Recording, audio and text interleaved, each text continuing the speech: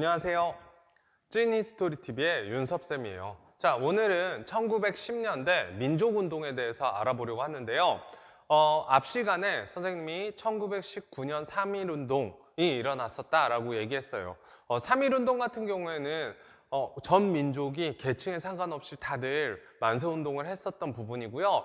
이 부분은 다음 시간에 더 자세하게 살펴보려고 해요. 그 전에 그러면 1910년에 나라를 뺏긴 이후, 경술국치 이후 나라를 뺏긴 다음에 우리나라 사람들은 독립운동도 안 하고 나라 뺏긴 걸 그냥 수용하고 일본이 식민 지배하는 걸 그대로 가만히 보고만 있었을까요? 아니요, 절대 그렇지 않죠. 우리 민족은 당연히 저항을 했을 거고요. 그 저항한 민족운동이 어떤 것들이 있었는지 이번 시간에 한번 살펴보도록 하겠어요. 자, 첫 번째는요, 국내적인 부분이고요. 두 번째는 국외적인 부분, 이 두 가지로 나눌 수가 있는데요. 첫 번째 살펴보면 국내에는 비밀결사단체가 생깁니다. 비밀결사단체, 가장 우리가 잘 알려진 비밀결사단체는 두 개가 있어요, 국내에는. 먼저 비밀결사라고 선생님이 쓸게요. 당연히 일본이 식민지 하고 나서 비밀결사 단체를 찾아내면 다 없애버리겠죠. 그러니까 당연히 비밀로 결사단체를 없앨 수 있기 때문에 비밀로 만들었고요. 먼저 독립의금부가 있고 두 번째는 대한광복회가 있어요. 독립의금부 같은 경우에는 임병찬이 이끌었는데 의병장이었던 임병찬이 고종의 밀명을 받아서 독립의금부를 만들게 되고요. 국권 반환 요구서를 일본에 제출하려고 했다가 실패로 돌아가게 되고요.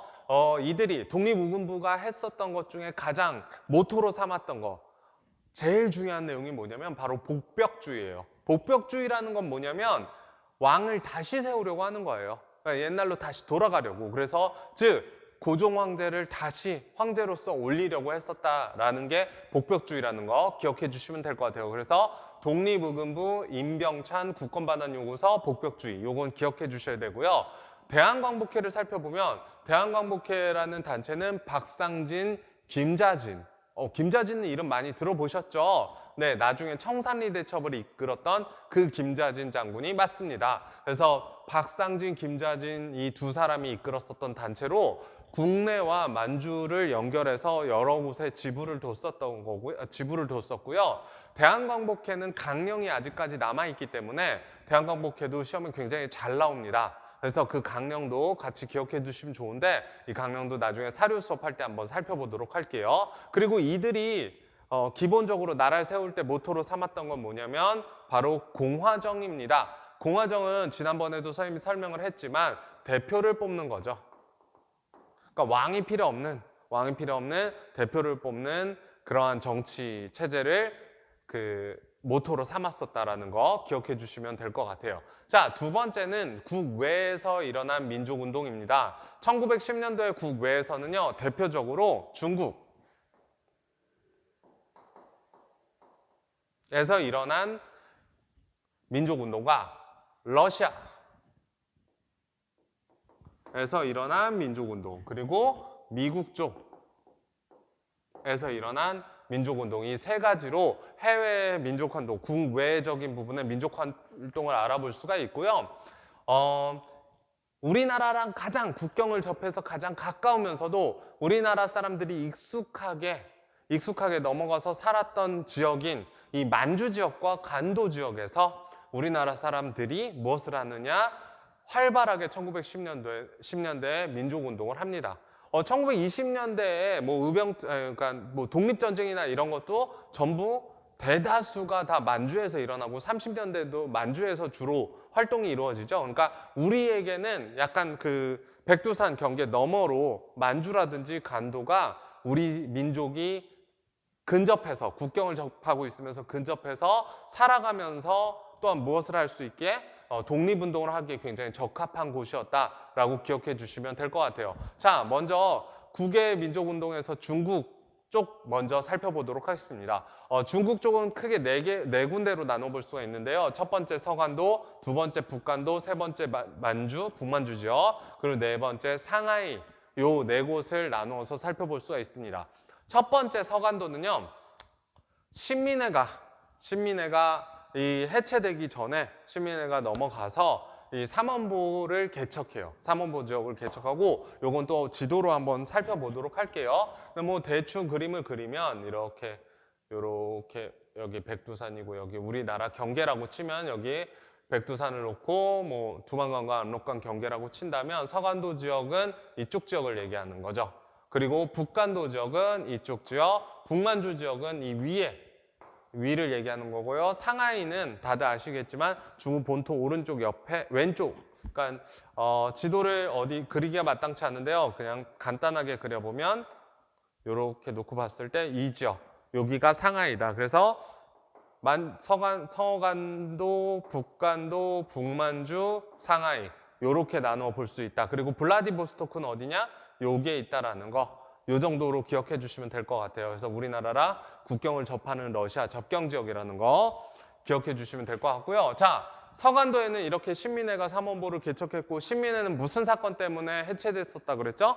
맞아요. 백오인 사건이 문제가 됐었다. 백오인 사건이죠. 백오인 사건이 문제가 됐었다라는 거 기억해 주시면 될 것 같고요. 삼원보 개척해서 신한민촌을 삼원보 지역에 건설을 합니다. 그리고 이제 무관학교를 만드는데요. 가장 유명한 무관학교인 신흥 강습소. 나중에 신흥 무관학교로 이름이 바뀌죠. 자, 요게 만들어지게 되고요. 단체로서는 경학사, 부민단, 한족회, 서로군정서가 있는데 선생님은 요걸 외울 때 뭐 경부한서 뭐 이런 식으로 외우는데 요 네 개의 단체가 있었다. 그래서 경학사나 부민단이나 한족회 이런 이름이 나오면 아, 서간도구나 하고 기억해 주시면 될 것 같고요. 이 단체들, 이 지역에서는 신한민촌에서 무슨 교육을 했냐? 민족교육과 군사교육을 실시합니다. 그래서 무관학교가 있었다라는 거 포인트로 두고 기억하시면 될 것 같고요. 두 번째는요, 북간도 지역인데요. 북간도는 용정, 영길, 왕청 이 도시들이 중심이 되는 지역이고요. 도시라고 얘기하기엔 좀 작긴 한데 어쨌건 몰락한 농민들이 우리나라의 농민들이 이 국경을 넘어가 버리는 거예요. 그러니까 이 지역이나 이 지역으로 넘어가서 거기서 농사 짓고 살면서 한인촌을 만드는 거죠. 그래서 신한민촌 만들어졌고 북간도에서는 한인 집단촌이 만들어지게 됩니다. 그러면서 학교도 만들고 단체도 만들어요. 이러면서 민족운동 하네요. 학교는 서전서숙, 명동학교 등이 있고요. 단체로서는 간민의 중광단이 만들어지게 됩니다. 자, 그리고 세 번째 북만주 지역에서는 밀산부 한흥동이 나오는데 밀산부 한흥동은 간도참변 나중에 1920년대 독립전쟁 할 때 배울 내용인 간도참변 이후에 밀산부 한흥동이 등장하니까 그 부분에서 다시 한번 지역을 살펴보도록 할게요. 자, 그리고 네 번째는요, 상하이입니다. 상하이에서는요, 동제사라는 단체가 처음에 1914년 만들어지고요. 신한혁명당으로 이름이 바뀌어요. 1915년에. 그리고 1918년에 신한청년당이라고 이름이 바뀌게 됩니다. 자, 이 신한청년당의 포인트가 있는 게 뭐냐면요. 우리 1919년 3.1운동 하기 직전에 신한청년당, 그 배경으로 신한청년당이 김규식을 파리강화의회 대표로 파견하였다라는 내용이 나오거든요. 그래서 김규식과 여운형이 신한청년당을 만들었고 파리강화의회 대표를 파견했다. 이게 시험에 종종 나오는 문제니까 신한청년당 이름 꼭 기억해 주셨으면 좋겠어요. 자, 넘어가 보면요. 이제 연해주, 러시아 지역입니다. 러시아 지역 이쪽 여기 연해주. 그 중에서도 블라디보스토크, 이 접경 지역을 얘기하죠. 우리나라랑 국경을 접하고 있는 지역 블라디보스토크에는요. 신한촌이 건설이 돼요.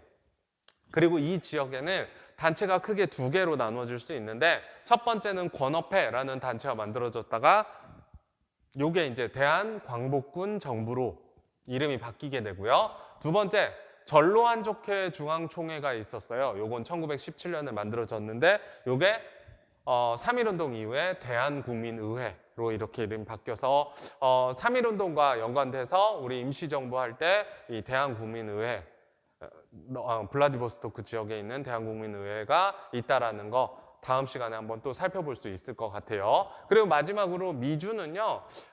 미주라고 얘기할 땐 좀 헷갈리는 친구들이 있더라고요. 그런데 미국 그 주변 지역을 다 아우른다라고 생각하시면 될 것 같아요. 아메리카 지역에. 그래서 미주는 주로 미국이고요.